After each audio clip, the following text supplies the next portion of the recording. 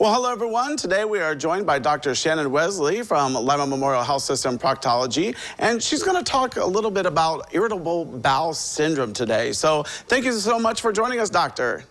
Thank you. All right, so big question, what is irritable bowel syndrome, or IBS? How does it differ from other conditions? So IBS tends to be a mouthful, so we definitely go with the shortened version of IBS.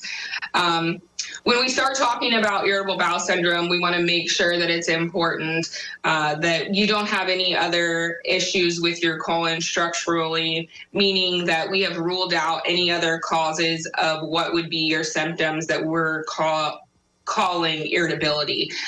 So, you've had your colonoscopy. Structurally, there's nothing wrong with your colon. We're not finding any inflammation, erythema, which would be redness. And we want to make sure mostly that you're not having the other term that gets confused a lot with IBS, which would be IBD, inflammatory bowel disease. So when we talk about IBS, we're talking about a diagnosis of exclusion, meaning that we don't really find anything on any of the tests that we're doing, but you are having symptoms that we're going to call irritability of the colon. Okay, so common symptoms of IBS, what are those again? Yeah, so we do have criteria that we use to meet the diagnosis of IBS, but the symptoms are going to be constipation or diarrhea. Some people have mixed IBS where they have both constipation and diarrhea. The big player is going to be abdominal pain, typically relieved by a bowel movement, but not always. Okay, and then what kind of things can trigger a flare-up?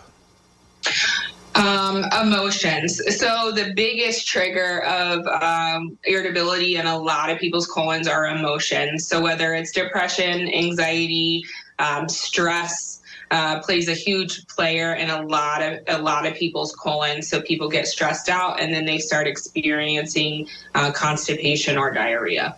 All right, and then what are the potential long-term effects of IBS if it's untreated?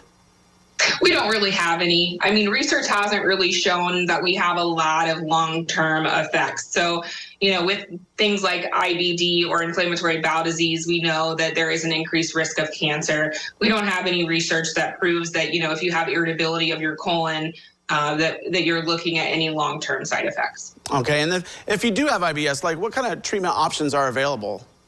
Sure. So we have lots of treatment options for IBS. It does involve a lengthy conversation with your provider as to whether you're IBS-C, so constipation, or IBS-D, diarrhea, or if you're mixed. So we have drugs geared towards treating constipation, diarrhea. And then if you are mixed, we got to kind of figure out what is most predominant for you, whether it's diarrhea or constipation, and then we work off of that. All right. And if someone would like to schedule an appointment with you, which I'm sure they would, how can they contact your office? Yeah, absolutely. Just call the number at the bottom of the screen. These are lengthy conversations, kind of bigger appointments when we're talking about IBS. Most of these patients have had symptoms for a long time, but we can usually work through it and we can get you somewhere that you're happy that would be a new normal or regular for you. All right. Well, Dr. Wesley, I appreciate you coming on today. Thank you so much. All right. Well, don't go away because we have more when we return.